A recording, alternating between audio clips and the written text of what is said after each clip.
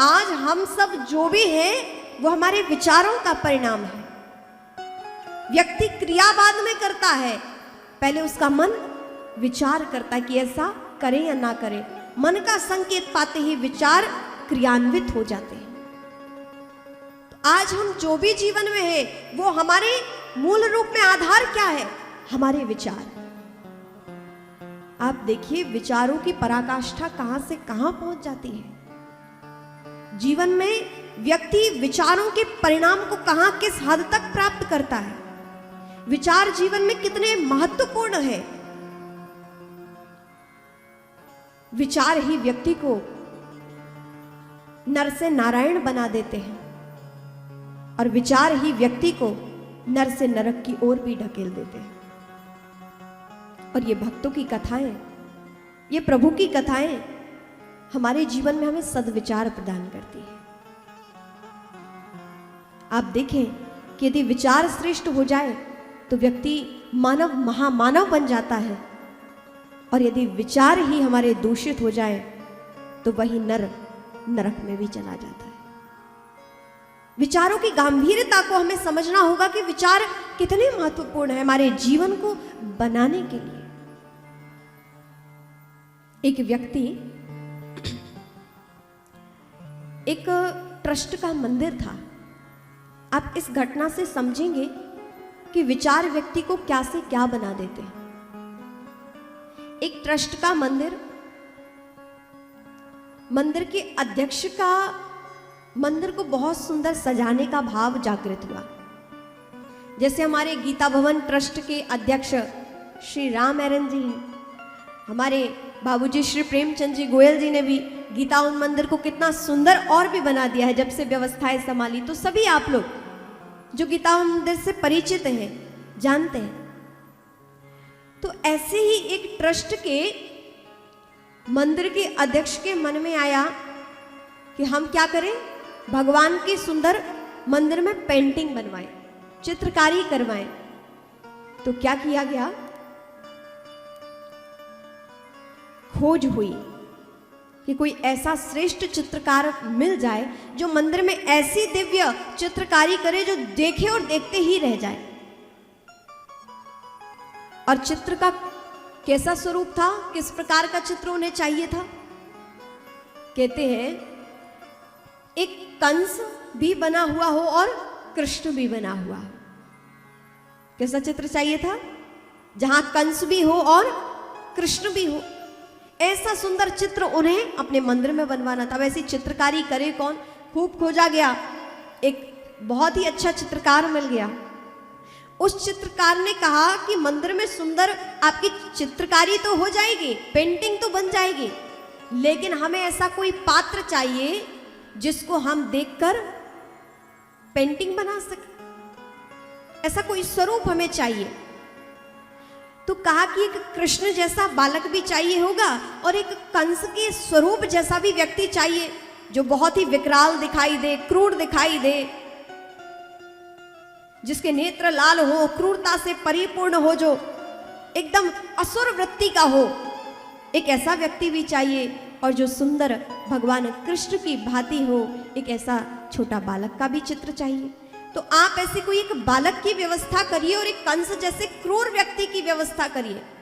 इन दोनों को आप हमारे नजदीक समक्ष बिठाइए, फिर इनको देखकर हम एक कंस का चित्र भी बनाएंगे और कृष्ण का चित्र भी बना देंगे। आपकी सुंदर पेंटिंग बन जाएगी मंदिर में। कहते हैं खोज प्रारंभ हुई, ट्रस्टियों ने खोजा। कहते हैं एक सुंदर बालक तो मिल गया जो बिल्कुल भगवान कृष्ण की छवि उसमें दिखाई देती थी। सुंदर घुंघराले बाल, सांवला सनोना सा बालक, तिरछी उसकी चितवन, मुख पर तेजस्विता, और वही लगे कि मानो यदि भगवान कृष्ण होते तो ऐसे ही होते। इतना सुंदर बालक उन्हें मिला। बालक के माता पिता से निवेदन किया कि हम कुछ क्षण आपके बालक को मंदिर ले जाना चाहते हैं, कुछ दिन पेंटिंग बनेगी तो आप लाते रहिएगा। बालक की जैसे ही चित्रकारी बन जाएगी तो आपके बालक को आपको सौंप दिया जाएगा। बालक आ गया और कहते हैं उस चित्रकार ने भगवान कृष्ण के बाल स्वरूप की पेंटिंग की और भगवान के बाल स्वरूप का चित्र मंदिर के बाहर बना दिया। अब कहते हैं कि चित्रकार ने कहा कि आपके सुंदर भगवान कृष्ण का चित्र तो बन गया है, अब कोई एक कंस जैसे स्वरूप का भी व्यक्ति खोज कर लाइए जो हम कंस का स्वरूप उसकी चित्रकारी कर सके। कहते हैं उन लोगों ने बहुत खोजा, कई वर्ष बीत गए, लेकिन उन्हें कंस जैसा क्रूर व्यक्ति ना मिला, कंस जैसी असुरता से पूर्ण व्यक्ति ना मिला। और कहते हैं मंदिर में कई वर्षों तक वह चित्र अधूरा बना रहा। अब अधूरी पेंटिंग जब जब भी व्यक्ति देखते अच्छा ना लगे, बार बार मन में आता कि ऐसा कोई व्यक्ति मिल जाए, ऐसा कोई व्यक्ति मिल जाए जिसको देखकर कंस का स्वरूप नजर आता हो और चित्रकारी यहाँ पूर्ण हो, भगवान का दिव्य मंदिर अच्छा दिखने लगे। अब अधूरी चित्रकारी से मंदिर का स्वरूप बाहर से उतना अच्छा नहीं दिख रहा है, दिव्यता तो है लेकिन बाहर से स्वरूप और अच्छा दिखे, तो ये पेंटिंग पूरी होनी चाहिए। बहुत खोजा लेकिन उन्हें कंस जैसा व्यक्ति दिखाई नहीं दिया। बहुत खोजने के बाद ना मिला तो विचार आया कि चलो जेल में तो मिल ही जाएगा। हमारे यहाँ जज साहब भी बैठे हुए हैं, कईयों का न्याय आपने किया हुआ है, अच्छे के पक्ष में, जो क्रूर है उनके विपक्ष में, और आप भी परम संत सेवी हैं और भक्तों के चरित्र को आप विशेष रूप से श्रवण करते हैं। ऐसे जज साहब भी हमारे समक्ष बैठे हैं, आपका भी स्वागत है। तो जेल में पहुंचे, आपने भी अपने जीवन काल में बहुत से क्रूरतापूर्ण ऐसे विचारों को देखा होगा व्यक्तियों के जीवन में, न्याय के स्थान पर जो आप बैठे। तो कहते हैं कि ऐसे ही जेल में पहुंचे, खूब कैदियों को देखा, लेकिन उनको वहां कई कैदियों को देखने के बाद भी एक वैसा व्यक्ति नहीं मिला जो एकदम कंस के स्वरूप को दर्शा सके, कंस की वृत्तियों को दर्शा सके। कहते कि जैसे ही वो लोग बाहर निकल ही रहे थे जेल के बाहर, और कहते हैं कि अरे इन लोगों ने सिर्फ यहीं तक देखा, एक और स्थान है वहां पर और भी कुछ भयंकर क्रूर व्यक्ति हैं, एक बार इन लोगों को वहां और दिखा दिया जाए, यदि उनको मिल जाए तो ठीक है, उनके मंदिर का कार्य पूर्ण हो जाए। और कहते हैं समस्त दृष्टिगण मंदिर के लोग पहुंचे, अत्यंत क्रूर लोगों को वहां पर कैद किया गया था। जैसे ही पहुंचे तो दो चार लोगों को और देखा, और अंत में जब एक ऐसे व्यक्ति को देखा क्रूर बन गया, वह लगे कि यदि कंस होता तो ऐसा ही होता। उसके चेहरे से कंस की कुप्रवृत्तियां झलक रही थी, कंस जैसा स्वरूप, क्योंकि जैसे हमारे विचार होते हैं ना, वो हमारे चेहरे के आभामंडल पर प्रदर्शित होते हैं कि हम कैसे हैं। यदि हमारे भीतर करुणा होगी तो हमारे चेहरे पर करुणा झलकेगी, यदि हमारा मन दिव्य होगा, अच्छी विचारधारा होगी, तो हमारे गुणों में, हमारे कर्मों में और हमारे चेहरे पर भी उसकी झलक होगी ही होगी। और कहते हैं कि उसके कर्म और विचार ऐसे हो गए थे कि उसका स्वरूप भी वैसा ही हो गया था। आपने सुना होगा ना कि जो लोग भूत प्रेतों की साधना करते हैं, आप उनको देखिए, उनका चेहरा एकदम आपको लगेगा कि यदि भूत हो तो ऐसा ही होगा, ऐसे स्वरूप में वो बन जाते, क्योंकि जिसकी साधना कर रहे हैं उसके गुण आप उसकी ओर आकर्षित होते हैं। जो अपने इष्ट से जितनी प्रगाढ़ता के साथ जुड़ा होगा उसके गुण धर्म भी उसमें आएंगे ही आएंगे। उसके विचारों ने उसको ऐसा बना दिया कि सारे कंस की जितनी दुष्प्रवृत्तियां, व्यवहार, क्रिया, स्वरूप सब उस व्यक्ति में दिखाई देता। जेलर साहब ने कहा, क्या आपको कोई व्यक्ति पसंद आया जो आपकी चित्रकारी जिससे देखकर पूर्ण हो जाए? उन ट्रस्टियों ने कहा, हाँ ये व्यक्ति ठीक है, इसमें हमें कंस की झलक मिलती है, आप आदेश करो तो कुछ दिन हम इसे अपने मंदिर में ले जाएं, वहां इसका चित्र बनाएंगे, फिर आपको सौंप देंगे। लेकिन उनमें से एक समझदार ट्रस्टी ने पूछा उसमें से ट्रस्टियों में से अध्यक्ष ने पूछा कि भैया हम आपको यहाँ से ले तो चलेंगे, लेकिन आपकी इतनी क्रूरता है और हमारा मंदिर प्रांगण, कितने भक्त वहाँ पर दिव्य दिव्य भाव से आते हैं और आप अपनी क्रूरता से मंदिर जाएंगे। हम आपसे बस एक प्रश्न करना चाहते हैं कि आप यहाँ जेल आए क्यों? आपके जीवन में ऐसी क्या घटना घटी, आप इतने क्रूर बन कैसे गए? बस हम आपसे ये जानना चाहते हैं। हमारा आपसे कोई विरोध नहीं, आपकी क्रियाकर्म आप जानो, आप यहाँ आ गए, अब आप जेलर साहब जाने, लेकिन बस एक मानव के नाते आपसे बस पूछना चाहते कि ऐसा आपसे क्या कर्म हो गए, आपके ऐसे कैसे विचारों के कारण, जेल में तो व्यक्ति कब आता है, तो और आप ऐसे स्वभाव के कारण जेल में आए हैं, ऐसा क्या हुआ? कहते हैं कि वो व्यक्ति रुदन करने लगा, रोने लगा। वो व्यक्ति, उससे अपने अपराध बार बार याद आने लगे,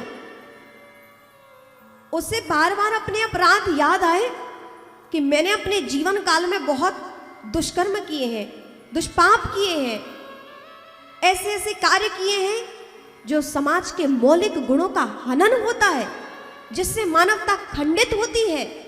हमने ऐसे ऐसे अपराध किए अपने जीवन काल में जिससे कंस जैसे, आप तो कंस का चित्र बनाना चाहते हैं ना साहब, आप देखिए ना, आप कह रहे हो कि मैं कंस जैसा लगता हूं, एक मानव मैं भी हूं, देखिए ना मैं भी तो कंस ही बन गया ना, क्योंकि आप कंस का परीक्षण कर रहे थे कि कोई कंस जैसा स्वरूप मिले और वो आपको मुझ में झलक दिखाई देती है। आखिर मैं कैसा बन गया हूं, मैं कैसा हो गया हूं कि आप चित्रकारी को पूर्ण करने के लिए कंस जैसा स्वरूप आपने मुझ में देख लिया। वो व्यक्ति रुदन करने लगा, रोता रहा और बाद में उसने एक बड़ी ही विनम्रता से एक बात कही कि आप लोग जानते हैं मैं कौन हूं? हाँ भैया, यही जानने के लिए आपसे प्रश्न किया था, बताइए आप कौन है, बड़ी जिज्ञासा है। उस व्यक्ति ने कहा, बड़ी ही नजरों में विनम्रता, मानो अपराध बोध हो रहा हो कि जीवन काल में कितना हमसे अपराध हुए, उस अपराध भाव के प्रायश्चित भाव को लेते हुए बड़ी विनम्रता से उसने कहा कि आप लोग उस फलाने मंदिर के अध्यक्ष हैं, आप उस फलाने मंदिर से आए हुए हैं और जानते हैं मैं कौन हूं? जो आपके मंदिर की दीवार पर कृष्ण का चित्र बना है वो बालक कृष्ण मैं ही हूं, मैं ही था वो बालक कृष्ण। आप थे? तो फिर आप तो कंस के इस भांति ही आप ऐसे कैसे बन गए?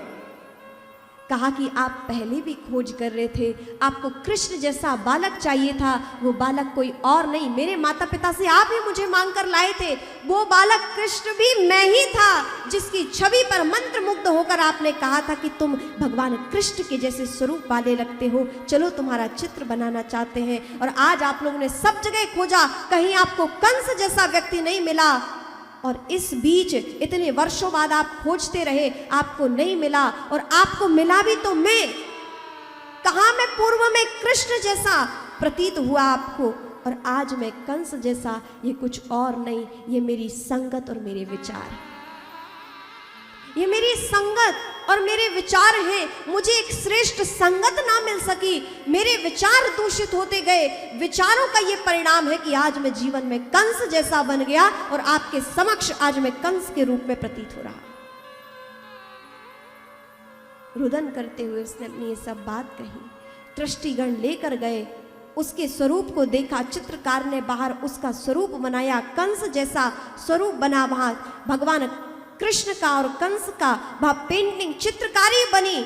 मंदिर का कार्य तो पूर्ण हो गया, लेकिन उन ट्रस्टियों को बड़ा बुरा लगा कि देखो एक कितना सुंदर बालक जो कृष्ण के समाई दिखाई देता था, उनके गुणों को धारण किया था, जिसके कारण हमने उसे चुना, और आज वही बालक कुछ वर्षों बाद ही कंस बन गया। ये देखिए संगति का प्रभाव, ये देखिए बुरे विचारों का प्रभाव। पूर्व में ही निवेदन किया कि आज हम जो भी हैं वो किसका परिणाम है? हम अपने विचारों का परिणाम। जीवन में विचारों की परिणति ही हमारा जीवन है।